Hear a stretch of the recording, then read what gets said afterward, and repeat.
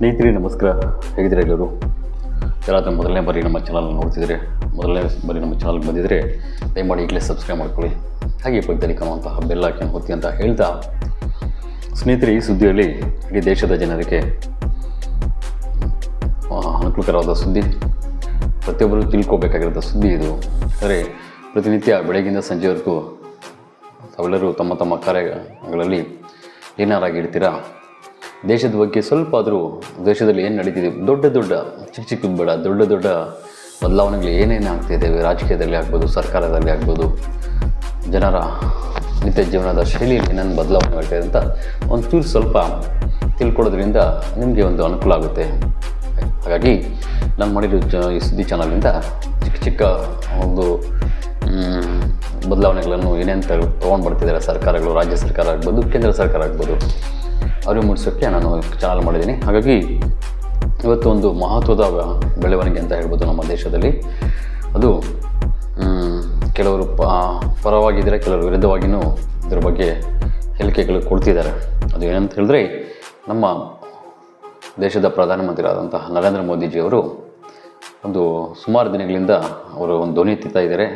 ಅದು ಒಂದು ದೇಶ ಒಂದು ಚುನಾವಣೆ, ಅಂದರೆ ಒನ್ ನೇಷನ್ ಒನ್ ಎಲೆಕ್ಷನ್ಸ್ ಅಂಥೇಳಿ. ಇದು ಇವರು ತುಂಬ ದಿನಗಳಿಂದ ಒಂದು ಧ್ವನಿ ತೆಗಿತಾನೆ ಇದ್ದಾರೆ. ಇವತ್ತು ಕಾನೂನು ಸಚಿವರಾದ ಅರ್ಜುನ್ ರಾವ್ ಅವರು ಈ ಮಸೂದೆಯನ್ನು ಮಂಡಿಸಿದ್ದಾರೆ. ಈ ಮಸೂದೆಯು ಸಂವಿಧಾನದ 129ನೇ ತಿದ್ದುಪಡಿ ಆಗಿದೆ. ಅಂದರೆ ನಮ್ಮ ಸಂವಿಧಾನ ಏನು ಆಗಿದೆ ಅದರಲ್ಲಿ 129ನೇ ತಿದ್ದುಪಡಿ ಇದು ಈ ತಿದ್ದುಪಡಿ ಆಗಿದೆ. ಹಾಗಾಗಿ ಇದರ ಉದ್ದೇಶ ಏನಂದರೆ, ನರೇಂದ್ರ ಮೋದಿಜಿಯವರು ತುಂಬಾ ಯೋಚನೆ ಮಾಡಿ ಈ ಕೇಂದ್ರದಲ್ಲಿ ಈ ಹೆಜ್ಜೆಯನ್ನು ಮುಂದೆ ಹಾಕಿದ್ದಾರೆ. ಇದರ ಅರ್ಥ ಒನ್ ನೇಷನ್ಸ್ ಒನ್ ಎಲೆಕ್ಷನ್ಸ್, ಒಂದು ದೇಶ ಒಂದು ಚುನಾವಣೆ. ಅಂದರೆ ನಮ್ಮ ದೇಶದಲ್ಲಿರುವಂಥ 30 ರಾಜ್ಯಗಳಲ್ಲಿ ಒಂದೇ ಸಲ ಚುನಾವಣೆ ಶುರುವಾಗಬೇಕು. ಅದು ವಿಧಾನಸಭೆದಾಗ್ಬೋದು, ವಿಧಾನ ಪರಿಷತ್ತಾಗ್ಬೋದು, ಜಿಲ್ಲಾ ಪಂಚಾಯತಿ ಸದಸ್ಯರಾಗ್ಬೋದು, ತಾಲೂಕು ಪಂಚಾಯತಿದಾಗ್ಬೋದು, ಗ್ರಾಮ ಪಂಚಾಯತಿ ಎಲ್ಲ ಚುನಾವಣೆ ಒಂದೇ ಅಟ್ ದ ಟೈಮ್ಸಲ್ಲಿ ಮಾಡಿ ಮುಗಿಸ್ಬೇಕು ಅಂಥೇಳಿ ಇದು ಒನ್ ನೇಷನ್ಸ್ ಒನ್ ಎಲೆಕ್ಷನ್ಸ್, ಒಂದು ದೇಶ ಒಂದು ಮತ ಅಂಥೇಳಿ, ಒಂದು ಚುನಾವಣೆ ಅಂಥೇಳಿ ಇದನ್ನು ತಿದ್ದುಪಡಿಗೆ ಇವತ್ತು ಮಂಡಿಸಿದ್ದಾರೆ. ಇವತ್ತಿನ ಸಂಸತ್ತಿನಲ್ಲಿ 361 ಸಂಸದರು ಇರ್ತಾರೆ. ಅದರಲ್ಲಿ ಮತ ಚಲಾಯಿಸಿದಾಗ ಯಾರಿಗೆ ಇದು ಇಷ್ಟಪಡ್ತೀರ, ಯಾರು ಇಷ್ಟಪಡಲ್ಲ ಇದು ಒನ್ ನೇಷನ್ಸ್ ಒನ್ ಎಲೆಕ್ಷನ್ ಬಗ್ಗೆ, ಅಂದರೆ ಪರವಾಗಿ 269 ಜನ ಪರವಾಗಿ ನಿಂತ್ಕೊಂಡು ಮತ ಚಲಾಯಿಸ್ತಾರೆ, ವಿರುದ್ಧವಾಗಿ 198 ಜನ ಮತ ಚಲಾವಣೆ ಮಾಡ್ತಾರೆ. ಆದರೆ ಇದಕ್ಕೆ ಬೇಕಾಗಿರೋದು 307 ಮತಗಳು ಬೇಕಾಗ್ತವೆ. ಹಾಗಾದರೆ 269 BJP ಅಂದರೆ ಇದನ್ನು ಪರವಾಗಿ ಇಷ್ಟಪಡೋರು, ಒನ್ ನೇಷನ್ಸ್ ಒನ್ ಎಲೆಕ್ಷನ್ಸ್ ಯಾರೆಲ್ಲ ಇಷ್ಟಪಟ್ಟಿದ್ದಾರೆ, ಇವತ್ತು ಸಂಸತ್ತರಲ್ಲಿ ಭಾಗಿಯಾಗಿರುವಂಥ ಎಲ್ಲ ಸಂಸದರು ಹಾಕಿರುವಂಥ ಮತಗಳಲ್ಲಿ 269 ಜನ ಇದು ಚೆನ್ನಾಗಿದೆ ಮತ, ಇದು ಒನ್ ನೇಷನ್ಸ್ ತುಂಬ ಚೆನ್ನಾಗಿದೆ, ಓಕೆ ಅಂತ ಡನ್ ಅಂಥೇಳಿ ಇಷ್ಟಪಟ್ಟು ಮತ ಹಾಕಿದ್ದಾರೆ. ವಿರುದ್ಧವಾಗಿ ಕೆಲವು ಪಕ್ಷದವರು ಎಲ್ಲ 198 ಜನ ಬೇಡ ಅಂತ ಮತಗಳನ್ನು ಚಲಾಯಿಸಿ ಮಾಡಿದ್ದಾರೆ. ಆದರೆ ಇದು ಈಗ ಏನಂದರೆ, ಈ ಮಸೂದೆ ಏನಾಗುತ್ತೆ ಅಂದರೆ, ಅದ್ರ 307 ಸೀಟುಗಳು ಬೇಕಾಗ್ತವೆ. ಇದು ಈಗ JPCಗೆ ಹೋಗಿದೆ. ಇದು ಈ JPCಯಲ್ಲಿ ಚರ್ಚೆಗಳಾಗ್ತವೆ. ಇದರಲ್ಲಿ ಒಂದು ಅಧ್ಯಕ್ಷರು ಅಂತ ಮಾಡ್ತಾರೆ, ಅಧ್ಯಕ್ಷರಾಗಿ ಮಾಡಿ ಮುಂದಿನ ಹೆಜ್ಜೆ ಜಾಸ್ತಿ ಇರೋದ್ರಿಂದ 269 ಜನ ಇದನ್ನು ಜಾರಿ ಮಾಡಿ ಅಂಥೇಳಿ ಪರವಾಗಿರೋದ್ರಿಂದ ಇದು ಜಾರಿ ಆಗಲೇ ಆಗುತ್ತೆ. ಇದು ಜಾರಿ ಮಾಡ್ತಾರೆ, ಜಾರಿ ಆಗುತ್ತೆ. ಅಂದರೆ ನರೇಂದ್ರ ಮೋದಿಜಿಯವರು, ನಮ್ಮ ಪ್ರಧಾನಮಂತ್ರಿ ನರೇಂದ್ರ ಮೋದಿಜಿಯವರು ಏನೆಲ್ಲ ತಿದ್ದುಪಡಿಗಳನ್ನು ಗಮನ ಹಾಕಿದ್ದಾರೆ, ಸುಮಾರು ತಿದ್ದುಪಡಿಗಳು ತಂದಿದ್ದಾರೆ. ಜಮ್ಮು ಕಾಶ್ಮೀರದ ತಿದ್ದುಪಡಿ ಆಗ್ಬೋದು, ಮತ್ತು ಇದೊಂದು ಆಗ್ಬೋದು, ಇದು ಆಗುತ್ತದೆ. ಸ್ನೇಹಿತರೆ, ಇದ್ರ ಬಗ್ಗೆ ಕೇಳಿದಾಗ ಇದು ಒಂದು ಒಳ್ಳೆಯ ನಿರ್ಧಾರ ಅಂತ ಹೇಳ್ಬೋದು. ಯಾರೆಲ್ಲ ಏನಾದರೂ ಹೇಳ್ಕೊಳ್ಳಿ, ನಾನು ಇದನ್ನು ಇಷ್ಟಪಡ್ತೀನಿ, ಒನ್ ನೇಷನ್ಸ್ ಒನ್ ಎಲೆಕ್ಷನ್ಸ್ ಅಂತ, ಅಂದರೆ ಒಂದು ದೇಶ ಒಂದು ಚುನಾವಣೆ ಅಂತ. ಯಾಕೆ ಹೀಗೆ ಹೇಳ್ತಿದ್ದೀನಿ ಅಂದರೆ, ನಮ್ಮ ದೇಶದಲ್ಲಿ ಏನಾಗ್ತಿದೆ ಗೊತ್ತಾ, ಈಗ ನೋಡಿ, ಒಂದು ಉದಾಹರಣೆಗೆ ಈ ವರ್ಷದಲ್ಲಿ ವಿಧಾನ ಪರಿಷತ್ತಿನ ಚುನಾವಣೆ ಆಯಿತು, ಮತ್ತು ನೆಕ್ಸ್ಟು ಜಿಲ್ಲಾ ಚುನಾವಣೆಗೆ ಸುಮಾರು 3-4 ತಿಂಗಳು ಚುನಾವಣೆ ಮುಂಚೆ ಜನರಿಗೆ ಈ ರಾಜಕಾರಣಿಗಳು ಏನು ಮಾಡ್ತಾರೆ, ಗುಂಪುಗಳಾಗಿ ಚುನಾವಣೆ ಪ್ರಚಾರಕ್ಕಾಗಿ ತಗೊಳ್ತಾರೆ. ಆ ಸಂದರ್ಭದಲ್ಲಿ ಯುವಕರಿಗೆ, ಮಹಿಳೆಯರಿಗೆ ಎಲ್ಲ ರಾಜಕೀಯಕ್ಕೆ ಎಳೀತಾರೆ. ಇಳಿದ್ಬಿಟ್ಟು ಸುಮ್ಮನೆ ಬರಲ್ಲ ಅಲ್ವಾ, ಯುವಕರಾಗ್ಬೋದು ಮಹಿಳೆಯರಾಗ್ಬೋದು, ಅವರು ಕೂಲಿ ಅಂಥೇಳಿ 300-400 ರೂಪಾಯಿ ಕೊಡ್ತಾ ಇರ್ತಾರೆ. ಅದನ್ನು ಸುಮ್ಮನೆ ಯಾರಾದರೂ ಹೋಗ್ತಾರೆ. ಈಗ ಚುನಾವಣೆ ಸಂದರ್ಭದಲ್ಲಿ ನಾನು ನೋಡಿದ್ದೀನಿ, ಹಳ್ಳಿ ಕಡೆ ದಿನ ಕೂಲಿಗೆ ಹೋಗ್ತಿರ್ತಾರೆ, ಬೆಳಗ್ಗಿಂದ ಸಂಜೆವ್ರು ದುಡಿದ್ರೆ 300 ರೂಪಾಯಿ ಕೊಡ್ತಾ ಇರ್ತಾರೆ. ಆ ಸಂದರ್ಭದಲ್ಲಿ ಚುನಾವಣೆ ಸಂದರ್ಭದಲ್ಲಿ ಏನಾಗ್ತಾರೆ ಅಂದರೆ, ಹಗಲೆಲ್ಲ ಬೆಳಗ್ಗಿಂದ ಸಂಜೆವರೆಗೂ ನಾವು ಬಿಸಿಲಲ್ಲಿ ದುಡಿದ್ರೆ 300 ರೂಪಾಯಿ ಕೊಡ್ತಾರೆ. ಸುಮ್ಮನೆ ಕಾರುಗಳಲ್ಲಿ ವಾಹನಗಳಲ್ಲಿ ಓಡಾಡ್ಕೊಂಡು ಸುಮ್ಮನೆ ಹಂಗೆ ಯಾವುದೋ ಒಂದು ಪಕ್ಷದ ಪರವಾಗಿ ನೀವು ಹೋದರೆ ಬೆಳಗ್ಗಿಂದ ಸಂಜೆವರೆಗೂ 500 ರೂಪಾಯಿ ಕೊಡ್ತಾರೆ. ಅದರ ಜೊತೆಲಿ ಯಾರು ಕುಡಿ ಅಂತ ಹೊರಗಿದ್ರೆ ಒಂದು ಬಾಟ್ಲು ಕೊಡ್ತಾರೆ ಅಂತೇಳಿ ಯಾರೂ ಕೂಲಿ ಮಾಡೋಕ್ಕೆ ವ್ಯವಸಾಯ ಮಾಡೋಕ್ಕೆ ಹೋಗಲ್ಲ.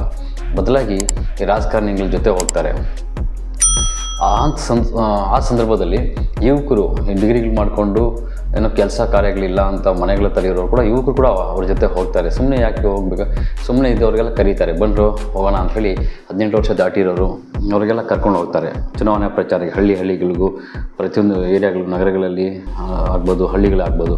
ಆ ಸಂದರ್ಭದಲ್ಲಿ ಬೆಳಗ್ಗಿಂದ ಸಂಜೆವರೆಗೂ ಒಂದು 500 ರೂಪಾಯಿ ಕಾಸು ಕೊಡ್ತಾರೆ. ಅದ್ರ ಜೊತೆಯಲ್ಲಿ ಈ ಕುಡಿಯೋ ಅಭ್ಯಾಸ ಇರೋರಿಗೆ ಡ್ರಿಂಕ್ಸ್ ಕೊಡ್ತಾರೆ.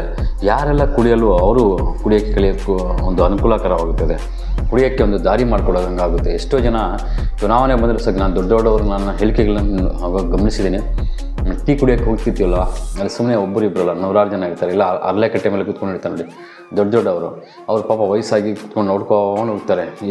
ಯಾವ ಹಳ್ಳಿಯಲ್ಲಿ ಯಾವ ಊರಲ್ಲಿ ಯಾರೆಲ್ಲ ಬೆಳಗ್ಗೆ ಟಿಪ್ ಟಾಪಾಗಿ ರೆಡಿ ಆಗಿಬಿಟ್ಟು ಇವ್ರು ಹೋಗಿರೋರು ಬೆಳಗ್ಗೆ ಹೋಗ್ತಿದ್ದಾರೆ 10 ಗಂಟೆಗೆ, ಅವರು ಎಷ್ಟು ಗಂಟೆಗೆ ಊರಿಗೆ ಬರ್ತಾರೆ, ಎಷ್ಟು ಗಂಟೆಗೆ ಮನೆಗೆ ಸಿಗ್ತಾರೆ ಅಂತ ಅಟೆಂಡೆನ್ಸ್ ಹಾಕೋತಾರೆ. ಅರ್ಲೆಕಟ್ಟೆ ಮೇಲೆ ಏನು ಕೆಲಸ ನೋಡ್ಕೊಂಡಿರ್ತಾರೆ, ಫಿಕ್ಸ್ ಹಾಕ್ಕೊಂಡು ಯಾವ ಊರಲ್ಲಿ ಯಾರು ಜನ ಹೋಗ್ತಿದ್ದಾರೆ ಅಂತ. ಅಂಥವರು ಪಾಪ ತುಂಬ ನೋವಿಂದ ಚುನಾವಣೆ ಸಂದರ್ಭದಲ್ಲಿ ಏನು ಹೇಳಿಕೆಯಲ್ಲಿ ಕೊಟ್ಟಿದ್ದಾರೆ ನಾನು ಗಮನಿಸ್ತೀನಿ. ಈ ಚುನಾವಣೆ ಬರೋದು ಬೇಡ, ಈ ನಮ್ಮ ಊರು ಜನ ಕೆಟ್ಟೋಗೋದು ಬೇಡ ಅಂತಾರೆ. ಅದು ಕೆಟ್ಟೋಗೋದಂದರೆ ಅರ್ಥ ಮಾಡ್ಕೊಳ್ಳಿ ದಯಮಾಡಿ. ಎಷ್ಟೋ ಜನ ಮನೆಯಲ್ಲಿ ಕಷ್ಟಗಳಿರೋದು, ನಡೆಯೋಕ್ಕೆ ಕಷ್ಟ ಆಗ್ತವರು, ಮಹಿಳೆಯರಿಗೂ ಕರ್ಕೊಂಡು ಹೋಗ್ತಾರೆ. ಮಹಿಳೆಯರಿಗೂ ವಾಹನಗಳಲ್ಲಿ ಕರ್ಕೊಂಡು ಊರುಗಳೆಲ್ಲ ತಿರುಗಾಡಿಸ್ಕೊಂಡ್ಬಿಡ್ತಾರೆ, ಏರಿಯಾಗಳು ತಿರುಗಾಡಿಸ್ಕೊಂಡ್ಬಿಡ್ತಾರೆ. ಅವ್ರಿಗೆ 500 ರೂಪಾಯಿ ಹಣ ಇಲ್ಲ 1000 ರೂಪಾಯಿ ಹಣ ಸಿಗುತ್ತೆ. ಮತ್ತು ಕುಡಿಯೋದು ಕಲ್ತಿದ್ರೆ ಡ್ರಿಂಕ್ಸ್ ಕೊಡ್ತಾರೆ. ಸಾಯಂಕಾಲ 2-3 ಡೇಸ್ ಹೋಗ್ತಾರೆ ಅಲ್ವಾ, 2-3 ಡೇಸ್ ಹೋಗ್ಬಿಟ್ಟು ಅಯ್ಯೋ ಹಗಲೆಲ್ಲ ಹೋಗಿ ತುಂಬ ಕಾಲು ನೋವು ಬಂದಿದ್ದಾರೆ, ಒಂದು ಪೆಗ್ ಹಾಕ್ಕೊಂಬಿಡಿ, ನೋವು ಬರಲ್ಲ, ಏನಾಗಲ್ಲ ಅಂಥೇಳಿ ಕುಡಿಯೋಕ್ಕೆ ಬರಲ್ಲ. ಮಹಿಳೆಯರಿಗೂ ಹೇಳ್ಕೊಡೋದು ಸುಮಾರು ನೋಡಿದ್ದೀವಿ. ಮತ್ತು ಯುವಕರು ಪಾಪ ಏನೋ ಒಂದು ಡಿಗ್ರಿ ಮಾಡಿಕೊಂಡು ಏನೂ ಕೆಲಸ ಸಿಕ್ಕಿಲ್ಲ, ಮನೆಗಳಲ್ಲಿ ಇರ್ತಾನೆ, ಅಂಥವ್ರಿಗೂ ಹೇಳ್ಕೊಂಡು ಹೋಗ್ತಾರೆ ಚುನಾವಣೆ ಸಂದರ್ಭದಲ್ಲಿ ಟೀಮಾಗಿ. ಯಾಕಂದರೆ ಒಬ್ಬ ಲೀಡ್ರಾಗಿ ಬೆಳಿಬೇಕಲ್ವ, ಅವನು ಹೇಳ್ತಾನೆ ಇನ್ನು ML ಎಲೆಕ್ಷನ್ಸು ಬರೋಕ್ಕಿನ್ನೂ ಒಂದು ವರ್ಷದಲ್ಲೇ ಪ್ರಿಪರೇಷನ್ಸ್. ಇವರು ಸಮಾಜ ಸೇವೆಗಳು ಅಂತ ಹೇಳಿ ನುಗ್ಗಿಕೊಂಡು ಆ ಕ್ಷೇತ್ರದ ಬಗ್ಗೆ ಅರಿವಿರಲ್ಲ, ಆ ಕ್ಷೇತ್ರದ ಏನು ಕುಂದುಕೊರತೆಗಳು ಇದೆ ಅಂತ ಗೊತ್ತಾಗಲ್ಲ. ಎಲ್ಲ ಒಂದು ಆಚೆ ಹೋಗ್ಬಿಟ್ಟು ಸಿಟಿಗಳಿಗೆ ಸೇರಿಕೊಂಡು ಯಾವುದೋ ಒಂದು ದಾರಿಯಲ್ಲಿ 100 ಕೋಟಿ ಹಣ ಮಾಡಿರ್ತಾರೆ. ಇನ್ನು ಮುಂದೆ ಇನ್ನೂ ಜಾಸ್ತಿ ಹಣ ಮಾಡಬೇಕಾದ್ರೆ ರಾಜಕೀಯದಲ್ಲೇ ಹೆಚ್ಚು ಹಣ ಬೇಗ ಮಾಡೋಕ್ಕಾಗೋದು. ಅದು ಬಿಟ್ಟು ಚಿತ್ರರಂಗದಲ್ಲಿ ಅಲ್ಲ, ಇವ್ರೇನು ಮಾಡ್ತಾರೆ, ತಾಲೂಕು ಬಗ್ಗೆ ಗೊತ್ತಾಗೋದಿಲ್ಲ, ವರ್ಷದಿಂದ 1 ವರ್ಷ ಇದೆ ಇಲ್ಲ 9 ತಿಂಗಳಿದೆ ಅಂತ ಹಳ್ಳಿ ಕಡೆ ಹೋಗ್ಬಿಡೋದು, ಯಾವುದೋ ಒಂದು ಕ್ಷೇತ್ರದಲ್ಲಿ ಸಮಾಜ ಸೇವೆಗಳು ಮಾಡ್ಕೊಂಡು ಹೋಗೋದು. ಯಾರೆಲ್ಲ ಯುವಕರು ಇದ್ದಾರೋ ಡೈಲಿ ಕರ್ಕೊಳ್ಳೋ ಅವ್ರಿಗೆ ವಾಹನದಲ್ಲಿ ದಿನ 500 ಕೊಡು ಅಂತ ಹೇಳಿ ಕರ್ಕೊಳ್ಳೋದು. ಮಹಿಳೆಯರಿಗೂ ಕರ್ಕೊಳ್ಳೋದು, ಮಹಿಳೆಯರು ಯಾರೋ ಫ್ರೀ ಏನೋ ಪಾಪ ಕೂಲಿ ಕೊಡ್ತಾರೆ ಅಂತ ಹೋಗ್ತಾರೆ. ಹೋಗ್ತಾ ಯಾವ ದಾರಿಗಳು ಹೋಗ್ತಾರೆ, ಹೇಗೆ ಕೆಟ್ಟೋಗಿದ್ದಾರೆ ಅಂದರೆ ಅವೆಲ್ಲ ನೋಡಿದ್ರೆ ತುಂಬ ಮನಸ್ಸು ನೋವಾಗುತ್ತೆ. ಹಳ್ಳಿ ಕಡೆ ಆಗ್ಬೋದು, ನಗರಗಳಲ್ಲಾಗ್ಬೋದು. ಇವತ್ತು ಯುವಕರು ಎಷ್ಟು ಜನ ಕೆಟ್ಟೋಗಿದ್ದಾರೆ ಗೊತ್ತಾ, ರಾಜಕೀಯ ಉದ್ದೇಶಕ್ಕಾಗಿ ಪ್ರಚಾರಕ್ಕಾಗಿ ಅಂತ ಹೋಗಿ ಮತ್ತು ಕುಡಿಯೋದು ಅಭ್ಯಾಸನೇ ಇರಲ್ಲ, ಕುಡಿಯೋದು ಕಲ್ತ್ಕೊಳ್ತಾನೆ. ಅವನೇನೋ ಒಂದು ಗುರಿ ಇಟ್ಕೊಂಡಿರ್ತಾನೆ, ಏನೋ 4 ಕಾಸು ಬರುತ್ತೆ ಅಂತ ಅವ್ರ ಜೊತೆ ಹೋಗಿ ಅಲ್ಲಿ ದಿನ 500 ಕೊಡ್ತಾರೆ, 1000 ಕೊಡ್ತಾರೆ, ಲೀಡರ್ಗಳಾಗ್ಬೋದು ಅಂಥೇಳಿ ಚುನಾವಣೆ ಮುಗೀತು. ಮತ್ತು ಯಾರು ಇವರು ಮಾತಾಡೋರು ಇರಲ್ಲ, ಮುಗೀತು. ಈ ಥರ ಚುನಾವಣೆ ಇವಾಗ ML ಎಲೆಕ್ಷನ್ ಆಗೋಯ್ತು, ಮತ್ತು MP ಎಲೆಕ್ಷನ್ ಮೊದಲೇ ಪ್ರಿಪ್ರೇಷನ್ಸ್, MP ಎಲೆಕ್ಷನ್ ಆಯಿತು, ಮತ್ತು ಜಿಲ್ಲಾ ಪಂಚಾಯತ್ ಎಲೆಕ್ಷನ್ ಬರ್ತಾಯಿದೆ. ಎಲೆಕ್ಷನ್ಗಳಿಗೆ ಕೆಲವರು ದಂಡಪಿಂಡಿಗಳಾಗಿ ಕಾಯ್ಕೊಂಡಿರ್ತಾರೆ, ನೋಡಿದ್ದೀನಿ ಪಾಪ. ಸುಮಾರು ಜನ ನಮ್ಮಲ್ಲಿ ಒಂದು 80% ಜನ ಬೆಳಗ್ಗೆ ಹೋದರೆ ಸಂಜೆ ದುಡಿಯೋರು ಇದ್ದಾರೆ. ಅವ್ರಿಗೆ ಯಾರು ಕರೆದ್ರೂ ಹೋಗಲ್ಲ. ಕಾರ್ಪೆಂಟ್ರ್ ಕೆಲಸ ಆಗ್ಬೋದು, ಕಡೆಗೆ ಮರ ಏನಾದರೂ ಆಗ್ಬೋದು, ಮೆಕ್ಯಾನಿಕ್ ಶಾಪ್ ಹೊಂದಿರೋರು ಆಗ್ಬೋದು, ವೆಲ್ಡಿಂಗ್ ಶಾಪ್ ಹೊಂದಿರೋರು ಆಗ್ಬೋದು, ಇಲ್ಲ ಸಿಮೆಂಟ್ ಕೆಲಸ ಬಿಸಿಲಲ್ಲಿ ಹೋಗೋರು ಅವರು ಫಿಕ್ಸ್ ಆಗಿರ್ತಾರೆ. ದುಡ್ದು ಸಂಪಾದನೆ ಮಾಡೋರು 80% ಇದ್ದರೆ 20% ಜನ ಬರೀ ಚುನಾವಣೆ ಬಂದಿದ್ದಾನೆ ಸರ್, ನಾನು ಏರಿಯಾಗೆಲ್ಲ ನಾನೇ ಲೀಡ್ರು, ನಾನು ಹಿಂದ್ಗಡೆ ಒಂದು 50 ಜನ ಇದ್ದಾರೆ, 100 ಜನ ಇದ್ದಾರೆ ಅಂಥೇಳಿ ತೋರಿಸ್ಕೊಳ್ಳೋದು. ಅದು ತೋರಿಸ್ಕೊಂಡು ಯಾರು ಚುನಾವಣೆಗೆ ML ಎಲೆಕ್ಷನ್ಗೆ ಯಾರಪ್ಪ ರಾಜಗೋಪಾಲ್ ರೆಡ್ಡಿ ನಿಂತ್ಕೊತಿದ್ದಾರೆ, ಮಧುಸೂದನ್ ರೆಡ್ಡಿ ನಿಂತ್ಕೊತಿದ್ದಾರೆ. ಅವ್ರ ಹತ್ರ ಹೋಗೋದು, ಸರ್ ನಮ್ಮ ಏರಿಯಾದಲ್ಲಿ ನಾನು ಏನು ಹೇಳಿದ್ರೆ ಅದೇ ದಾಟಲ್ಲ ಅಂಥೇಳಿ ಹೋಗೋದು. ಅವ್ರ ಹತ್ರ ಇಷ್ಟು ಜನ ಇದ್ದಾರೆ ಅಂತ, ಇವರು ಆಲ್ರೆಡಿ ನೂರಾರು ಕೋಟಿ ಖರ್ಚು ಮಾಡೋ ಪ್ಲ್ಯಾನ್ಸ್ ಇರುತ್ತಲ್ವ, ಹೋಗಿಬಿಟ್ಟು ಇಷ್ಟು ಜನ ಇದ್ದಾರೆ ಅಂದರೆ ತೊಗೊಳ್ಳಿ 1-2 ಲಕ್ಷ ಕೊಡೋದು. 2 ಲಕ್ಷ ತೊಗೊಂಡ್ಬಂದು ಇಸ್ಕೊಂಡು ಬರ್ತಾನೆ, 50,000 ಖರ್ಚು ಮಾಡ್ತಾನೆ, ಅವ್ನು ಲೀಡ್ರಾಗಿ ಬೆಳೆಯೋದು. ಆ ರೀತಿ ತುಂಬ ಜನ ಈ ಚುನಾವಣೆ ಬಂದರೆ ಸಾಕು ಕೆಟ್ಟೋಗೋಕ್ಕೆ ತುಂಬ ಮಾರ್ಗದರ್ಶನಗಳು ನಡೀತಿದ್ದಾವೆ. ಇವತ್ತು ಚುನಾವಣೆ ಬಂದಿದೆ ಅಂದರೆ ಎಷ್ಟು ದೊಡ್ಡ ಹಿರಿಯ ನಾಗರಿಕರು ಬೈಕೊಂತಾರೆ ಗೊತ್ತಾ. ಈ ಚುನಾವಣೆ ಬರೋದು ಬೇಡ, ನಮ್ಮ ಊರು ಜನ ಕೆಟ್ಟೋಗೋದು ಬೇಡ ಅಂತ. ಕೂಲಿ ಕಾರ್ಮಿಕರು ಸಿಗಲ್ಲ ಆ ಸಂದರ್ಭದಲ್ಲಿ, ಯುವಕರು ಸಿಗಲ್ಲ ಮನೆಗಳಲ್ಲಿ, ಮಹಿಳೆಯರಂತೂ ಸಿಗಲ್ಲ. ಸುಮ್ಮನೆ ಏನೋ ದುಡ್ಡು ಕೊಡ್ತಾರಂತ ಹೋಗ್ತಾರೆ. ಅದು ಯಾವ್ಯಾವ ದಾರಿಗೆ ಹೇಳ್ಕೊಂಡು ಹೋಗುತ್ತೋ ಮಹಿಳೆಯರಿಗೆ, ಯುವಕರಿಗೆ ದೇವರೇ ನೋಡಬೇಕು. ಜನ ನೋಡೋಕ್ಕೆ, ನಮ್ಮಂತ ನೋಡೋಕ್ಕೆ ಕಣ್ಣು ಮುಚ್ಕೋಬೇಕನ್ನಿಸುತ್ತೆ. ಆದರೆ ದೇವರು ಅದನ್ನು ಜಾಸ್ತಿ ದಿವಸ ಮಾಡದೆ ಈ ನಮ್ಮ ನರೇಂದ್ರ ಮೋದಿಜಿಯವ್ರಿಗೆ ಒಂದು ನಮಸ್ಕಾರ ಹೇಳಬೇಕು. ಒಳ್ಳೆ ನಿರ್ಧಾರ ಇದು, ಸೀರಿಯಸ್ ಆಗಿ ಹೇಳ್ತಾ ಇದ್ದೀನಿ. ಇದು ನಾವು ಯಾವುದೇ ಆಗಲಿ, BJP ಆಗಲಿ ಕಾಂಗ್ರೆಸ್ ಆಗಲಿ, ದೇಶದ ಬಗ್ಗೆ ಯೋಚನೆ ಮಾಡಿ, ದೇಶದ ಅಭಿವೃದ್ಧಿಗಾಗಿ ಕೆಟ್ಟೋಗ್ತಾ ಇರೋ ಸಮಾಜವನ್ನು ಒಳ್ಳೆಯ ಇದಾಗಿ ಯೋಚನೆ ಮಾಡಿ ಈ ನಿರ್ಧಾರಗಳಿದೆ ನೋಡಿ. ತುಂಬ ಅದ್ಭುತವಾದ ನಿರ್ಧಾರ ಇದು, ಮತ್ತು ಮಹತ್ವದ ಬೆಳವಣಿಗೆ ಅಂತ ಹೇಳ್ಬೋದು ನಮ್ಮ ದೇಶದಲ್ಲಿ. ಆ ರೀತಿ ಇದು ಒಂದು ಒಳ್ಳೆಯ ನನಗೇನಾದರೂ ಚುನಾವಣೆಗೆ ಇಂಥವುದಕ್ಕೆ ಮತ ಹಾಕಿ ಜನಸಾಮಾನ್ಯರಿಂದ ನಾನು ಫಸ್ಟು ಇದೇ ಮಾಡಿ ಅಂತ ಹೇಳ್ತೀನಿ. 1 ನೇಷನ್ 1 ಎಲೆಕ್ಷನ್ಸ್ ಚುನಾವಣೆ ಮುಖಾಂತರ ಸುಮಾರು ಜನ ಕೆಟ್ಟೋಗ್ತಿದ್ದಾರೆ. ಅದೊಂದು ಈ ಬ್ಲ್ಯಾಕ್ ಮನಿಗೆ ಎಲ್ಲ ಚುನಾವಣೆಗೋಸ್ಕರ ನೋಡಿ, ZP ಎಲೆಕ್ಷನ್ ಬಂದರೆ ಲಕ್ಷಾಂತರ ರೂಪಾಯಿ ಖರ್ಚು ಮಾಡ್ತಾರೆ ರಾಜಕೀಯ ನಿಂತಿರೋರು. ಮತ್ತು MLA ಎಲೆಕ್ಷನ್ಗೆ ಕೋಟ್ಯಾಂತರ ರೂಪಾಯಿ ಟ್ರಾನ್ಸ್ಲೇಷನ್ ಮಾಡ್ತಾರೆ. ಎಲ್ಲದಕ್ಕೂ ಕೋಟಿಗಳು ಹಾಕಿಬಿಡೋದು, ಗೆದ್ದು ಬಿಡೋದು, ಮತ್ತು ಕೋಟಿಗಳು ಮಾಡೋಕ್ಕೆ ಹೋಗಿ ಏನೂ ಅಭಿವೃದ್ಧಿ ಮಾಡಲ್ಲ. ಇವೆಲ್ಲ ಫಿಲ್ಟರ್ ಆಗ್ತವೆ.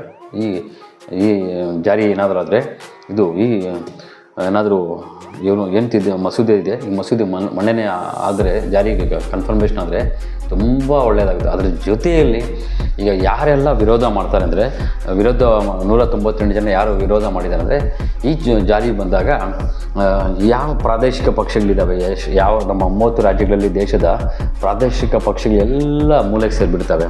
ಯಾಕಂದರೆ ಇದು ಒಂದೇ ಚುನಾವಣೆ ಆಗುತ್ತಲ್ವ, ಒಂದೇ ದಿನ ನಡೀತಲ್ವ. ಒಂದು MLAದಾಗ್ಬೋದು, MP ದಾಗ್ಬೋದು, ಜಿಲ್ಲಾ ಪಂಚಾಯತಿದಾಗ್ಬೋದು, ತಾಲೂಕು ಪಂಚಾಯತಿದು ಈ ಸೆಂಟ್ರಲ್ ಪಕ್ಷಗಳು ಮಾತ್ರ ಗಮನದಲ್ಲಿ ಇಟ್ಕೊಂಡು ಮತ ಹಾಕ್ತಾರೆ. ಯಾರೇ ಆಗಲಿ, BJP ಆಗಲಿ, ಕಾಂಗ್ರೆಸ್ ಆಗ್ಬೋದು, ಯಾವುದಾದ್ರೂ ಆಗ್ಬೋದು. ಈ ಪ್ರಾದೇಶಿಕ ಪಕ್ಷಗಳೆಲ್ಲ ಬಿದ್ದೋಗ್ತವೆ ಅವಾಗ. ಯಾಕೆ ಅಂದರೆ ಆ ರಾಜ್ಯದಲ್ಲಿ ಮಾತ್ರ ಇರುತ್ತೆ. ಈ ಮತ ಹಾಕಿ MLAದು ಒಂದೇ ಬಟನ್ನು ಒಂದೇ ಸಲ ದಿವಸ ಇಟ್ಕೊಂಡಾಗ MP ದಾಗ್ಬೋದು, MLAದಾಗ್ಬೋದು, ಜಿಲ್ಲಾ ಪಂಚಾಯತಿದಾಗ್ಬೋದು, ಅದನ್ನು ಅಲ್ಲಿ ಇದನ್ನು ಇಲ್ಲಿ ಅಂತ ಮಾಡೋಕ್ಕೆ ಕನ್ಫ್ಯೂಸ್ ಮಾಡ್ಕೊತಾರೆ ಜನ. ಪ್ರಾದೇಶಿಕ ಪಕ್ಷಗಳಿಗೆಲ್ಲ ಮೂಲೆಗೆ ಸಿಗ್ಬಿಡ್ತವೆ. ತುಂಬ ಒಳ್ಳೆಯ ನಿರ್ಧಾರ ಇದು.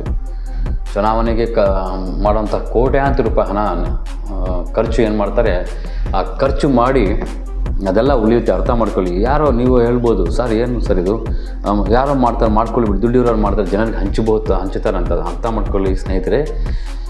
ಯಾರೊಬ್ಬ ರಾಜಕೀಯಕ್ಕೆ ಬಂದು 100 ಕೋಟಿ ಖರ್ಚು ಮಾಡಿ ಗೆಲ್ತಾನೋ ಅವನು 100% ಅವ್ನು ಬಿಸ್ನೆಸ್ ಮಾಡೋಕ್ಕೆ ಬಂದಿರ್ತಾನೆ. ಆ 100 ಕೋಟಿ ಹಾಕಿ ಗೆದ್ದವನು ಏನೂ ಉದ್ಧಾರ ಮಾಡಲ್ಲ. ಬದಲಾಗಿ 200 ಕೋಟಿ ಮಾಡೋಕ್ಕೆ ತಯಾರಾಗಿ ಬಂದಿರ್ತಾನೆ. ಯಾವುದಾದ್ರೂ ಪ್ರಾಜೆಕ್ಟ್ಸ್ಗಳಲ್ಲಿ ದೊಡ್ಡ ಎಂಥಾದರೂ ತಾಲೂಕು ಆಗಲಿ, ಒಂದು ವರ್ಷದಲ್ಲಿ ಕನಿಷ್ಠ ಆದರೂ ಸುಮಾರು ಕೋಟಿಗಳು ಮಂಡನೆ ಆಗ್ತಾಯಿರುತ್ತೆ. 5 ವರ್ಷದಲ್ಲಿ ಸುಮಾರು ಅಂದರೂ ಒಂದು 1000 ಕೋಟಿದ ಮೇಲೆ ಮಂಡನೆ ಆಗಿರುತ್ತೆ. 200 ಕೋಟಿ ಎತ್ತಿ ಬಿಡ್ತಾನೆ, ಅವನು ಆರಾಮಾಗಿ ಎತ್ತಿತಾನೆ. 100 ಕೋಟಿ ಖರ್ಚು ಮಾಡಿರ್ತಾನೆ, 200 ಕೋಟಿ ಎತ್ತಿತಾನೆ. ಹಾಗಾಗಿ ಅವೆಲ್ಲ ಆಗಬಾರ್ದು. ಅಂದರೆ ಚುನಾವಣೆಗಾಗಿ ಬುದ್ಧಿವಂತರು, ವಿದ್ಯಾವಂತರು, ಆ ಕ್ಷೇತ್ರದ ಬಗ್ಗೆ ಅರಿವಿರೋರು ಬರಬೇಕು. ಅವಾಗ ಈಸಿಯಾಗಿ ಅಭಿವೃದ್ಧಿ ಆಗುತ್ತೆ. ದೇಶದಲ್ಲಿ 5 ವರ್ಷ ಪೂರ್ತಿ ಚುನಾವಣೆ ಅಂತ ಬರೋದ್ರಿಂದ ಏನಾಗುತ್ತೆ ಅಂದರೆ ಅಭಿವೃದ್ಧಿ ಕಡೆ ಗಮನ ಹಾಕೋಕ್ಕಾಗಲ್ಲ. ಉದಾಹರಣೆಗೆ ನಾನು ಒಂದು ಹೇಳ್ತೀನಿ ನೋಡಿ. ಈಗ MLA ಎಲೆಕ್ಷನ್ ಬಂತು. ಪ್ರೆಸೆಂಟ್ ಸರ್ಕಾರದಲ್ಲಿರುವಂತಹ ರಾಜಕಾರಣಿಗಳು ಆಗ್ಬೋದು, CM ಮುಖ್ಯಮಂತ್ರಿಗಳಾಗ್ಬೋದು, ಪ್ರತಿಯೊಬ್ಬರು ಪ್ರಚಾರಕ್ಕಾಗಿ ಫೀಲ್ಡಿಗೆ ಇಳಿಯತ್ತಪ್ಪ. ಒಂದು 3 ತಿಂಗಳು 4 ತಿಂಗಳು ಪ್ರಚಾರಕ್ಕಾಗಿ ಫೀಲ್ಡಿಗೆ ಇಳಿತಾರೆ.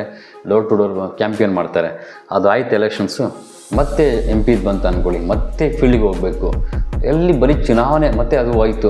ಒಂದು ವರ್ಷ ಆದಮೇಲೆ ಮತ್ತೆ ಜಿಲ್ಲಾ ಪಂಚಾಯತಿ ಎಲೆಕ್ಷನ್ ಬಂತು, ತಾಲೂಕ್ ಪಂಚಾಯತಿ ಎಲೆಕ್ಷನ್ ಬಂತು, ಮತ್ತೆ ಫೀಲ್ಡ್ಗೆ ಹೋಗಬೇಕು, ಮತ್ತೆ ಗ್ರಾಮ ಪಂಚಾಯತಿ ಚುನಾವಣೆ ಬಂತು, ಮತ್ತೆ ಫೀಲ್ಡ್ಗೆ. ಈ ಥರ ಹಗಲೆಲ್ಲ 5 ವರ್ಷವೂ ಚುನಾವಣೆಗಳೇ ಮಾಡ್ಕೊಂಡು ಹೋದರೆ ಅಭಿವೃದ್ಧಿ ಕಡೆ ಗಮನ ಹಾಕೋಕ್ಕೆ ಸಾಧ್ಯನೇ ಆಗಲ್ಲ. ಇದು ನಮ್ಮ ದೇಶದಲ್ಲಿ ನಡೀತಿರೋದು ದೊಡ್ಡ ತಪ್ಪು. ಒನ್ ಎಲೆಕ್ಷನ್ ಒನ್ ನೇಷನ್ಸ್ ಇದು ತುಂಬ ಒಳ್ಳೆಯ ಮಹತ್ವದ ಬೆಳವಣಿಗೆ ಆಗುತ್ತೆ ನಮ್ಮ ದೇಶ ಅಂತ ನನಗೆ ಪ್ರಕಾರ ತುಂಬ ಒಳ್ಳೆಯ ನಿರ್ಧಾರ ಅಂತ ಹೇಳ್ಬೋದು. ಯಾರೆಲ್ಲ ಬಕೆಟ್ ಹಿಡ್ಕೊಂಡು ರಾಜಕಾರಣಿಗಳ ಹತ್ರ ಸರ್ಕಾರಗಳ ಹತ್ರ ಹೋಗ್ತಾರೆ ಅವ್ರಿಗೂ ಇದು ಮಾತ್ರ ಇದು ಒಳ್ಳೇದು ಅನಿಸಲ್ಲ. ಯಾಕಂದರೆ ಕಾಯ್ಕೊಂಡು ಪ್ಲ್ಯಾನ್ ಮಾಡ್ಕೊಂಡಿರ್ತಾರೆ, ವೈಟ್ ಆ್ಯಂಡ್ ವೈಟ್ ಹಾಕ್ಕೊಂಡು ಒಂದು ಯಾವುದೋ ಒಂದು ಇನೋವಾನೋ ಇಲ್ಲ ಫಾರ್ಚುನರು ಕಾರುಗಳು ಇಟ್ಕೊಳ್ಳೋದು, ಸೆಕೆಂಡ್ಸಲ್ಲಿ 5-6 ಲಕ್ಷಕ್ಕೆಲ್ಲ ಸಿಗ್ತವೆ. ಒಂದು ಇವನು ವೈಟ್ ಆ್ಯಂಡ್ ವೈಟ್ ಹಾಕ್ಕೊಳ್ಳೋದು, 10 ಜನಕ್ಕೆ ಹಾಕೊಳ್ಳೋದು, ನಾನು ಆ ಏರಿಯಾ ಲೀಡ್ರು ಈ ಏರಿಯಾ ಲೀಡ್ರ್ ಅಂತ ಅವನ ಹತ್ರ ಲಕ್ಷಗಳು ಕೀಲೋಕಿ ಸ್ಟಾರ್ಟ್ ಮಾಡ್ತಾರೆ. ಅಂಥವ್ರಿಗೆ ಮಾತ್ರ ಇದು ಇಷ್ಟ ಆಗಲ್ಲ. ಆದರೆ ನಮ್ಮ ದೇಶ ಬೆಳಿಬೇಕು, ನಮ್ಮ ಯುವಕರು ಬೆಳಿಬೇಕು, ರಾಜ್ಯ ಎಲ್ಲ ದೇಶ ಎಲ್ಲ ಬೆಳಿಬೇಕನ್ನೋರಿಗೆ ಇದು ವೆರಿ ಗುಡ್ ಇದು ಸಜೆಷನ್ಸ್ನ ಒಂದು ನಿರ್ಧಾರ ಅಂತ ಮೋದಿ ಸಾಹೇಬ್ಗೆ ಒಂದು ಇದು ಹೇಳ್ಬೋದು. ಹಾಗಾಗಿ ಪ್ರತಿಯೊಬ್ಬರು ಇದು ಒಂದು ಮಹತ್ವದ ಬೆಳವಣಿಗೆ ಅಂತ ಹೇಳ್ಬೋದು. ಪ್ರತಿ ಪ್ರಚಾರದಲ್ಲೇ ಚುನಾವಣೆಯಲ್ಲೇ ಇರೋದರಿಂದ ಅಭಿವೃದ್ಧಿ ಕಡೆ ಗಮನ ಹಾಕೋಕ್ಕಾಗಲ್ಲ, ಸುಮಾರು 100 ಕೋಟಿ ಖರ್ಚು ಮಾಡೋಕ್ಕಾಗಲ್ಲ. ಮತ್ತು ಈ ಸೋಮಿಯರಿಗಳಾಗ್ತಾರೆ ನೋಡಿ ಚುನಾವಣೆ ಸಂದರ್ಭದಲ್ಲಿ, ಯುವಕರಾಗ್ಬೋದು, ರಾಜಕಾರಣಿಗಳು ಅಂಥೇಳಿ ನಾನು ವ್ಯವಸಾಯ ಮಾಡ್ಕೊಂಡು ಆರಾಮಾಗಿ ಇಡ್ತಾನೆ. 3 ಎಕರೆನೋ 2 ಎಕರೆನೋ ಪಾಲಿಗೆ ಬಂದಿರುತ್ತೆ ಅವರಪ್ಪ ಅವರ ತಾತ ಅವರ ಆಸ್ತಿ. ಚುನಾವಣೆ ಬಂದ ತಕ್ಷಣ ಅವನೇನೋ CMಗೆ ಬಿಟ್ಟು ಒಂದು ಯಾವುದಾದ್ರೂ ಮಂಡನೆ ಮಾಡಿಸ್ಕೊಂಬಂದು ಅವ್ರ ಕ್ಷೇತ್ರಕ್ಕೆ ಹತ್ರ ಬಿಲ್ಡಪ್ ಕೊಟ್ಬಿಟ್ಟು ಕೂಲಿಗೆ ಟೊಮೆಟೊ ಹಾಕೋದು ಬಿಡಪ್ಪ ಈಗ 3 ತಿಂಗಳು ನಾನು ಎಲೆಕ್ಷನ್ ತಿರುಗಾಡ್ಬೇಕಂತಲ್ಲ, ಬೆಲೆನೇ ಹಾಕಲ್ಲ ಅವನು. ಒಂದು 50 ಜನಕ್ಕೆ ಜೊತೆಯಲ್ಲಿ ಹಾಕೊಳ್ಳೋದು, ಆಡ್ತಾ ಇರ್ತಾನೆ. ಅಲ್ಲಿ ಅವನ್ನ ನೋಡಿಕೊಂಡು 106 ಜನ ಕೆಟ್ಟೋಗ್ತಾರೆ. ಆ 106 ಜನ ನೋಡಿ ಸುಮಾರು ಜನ ಕೆಟ್ಟೋಗ್ತಾ ಇರ್ತಾರೆ. ಹಾಗಾಗಿ ಎಲ್ಲ ಒಂದೇ ಸಲಿನೇ 4 ತಿಂಗಳು ಪ್ರೊಸೆಸ್ ಆಯಿತು, ಮತ್ತು 5 ವರ್ಷ ಚುನಾವಣೆ ಬಂದಿಲ್ಲ ಅಂದರೆ ಎಲ್ಲ ನೀಟಾಗಿ ಶ್ರದ್ಧೆಯಿಂದ ಕಷ್ಟಪಟ್ಟೆ ದುಡಿತಾರೆ ಹೊರತು ಸುಮ್ಮನೆ ಬಿಲ್ಡಪ್ಸ್ ಹೊಡ್ಕೊಂಡು ನಾನು ರಾಜಕಾರಣಿ, ನಾನು ನಾಯಕ, ಬಿಲ್ಡಪ್ಪು ಅವನು ಇದು ಅಂತ ಬರೋಲ್ಲ, ಕೆಟ್ಟೋಗಲ್ಲ, ಅಭಿವೃದ್ಧಿ ಆಗುತ್ತೆ ದೇಶ ಅಂಥೇಳಿ ತುಂಬ ಒಳ್ಳೆಯ ನಿರ್ಧಾರ ಅಂತ ಹೇಳ್ತಾ ಈ ಸುದ್ದಿಯನ್ನು ಪ್ರತಿಯೊಬ್ಬರು ನಿಮ್ಮ ಸ್ನೇಹಿತರಿಗೆ ಬಂಧುಗಳಿಗೆಲ್ಲ ಶೇರ್ ಮಾಡಿ. ಒಂದು ದಿವಸ ಆದರೆ ಸ್ಟೇಟಸ್ ಕೊಡಿ, ನಿಮ್ಮ ವಾಟ್ಸಪ್ ಸ್ಟೇಟಸ್ಗೆ. ಯಾರಿಗೆಲ್ಲ ಇದು ಇಷ್ಟ ಆಗಿದೆಯೋ ದಯಮಾಡಿ ಒಂದು ಲೈಕ್ ಕೊಡಿ ಅಂತ ಹೇಳ್ತಾ, ಹಾಗೆ ಇನ್ನೂ ಯಾರಾದರೂ ನಮ್ಮ ಚಾನಲ್ ಸಬ್ಸ್ಕ್ರೈಬ್ ಮಾಡ್ಕೊಂಡಿಲ್ಲ ಮಾಡ್ಕೊಳ್ಳಿ ಅಂತ ಹೇಳ್ತಾ ನಮಸ್ಕಾರ, ಧನ್ಯವಾದಗಳು.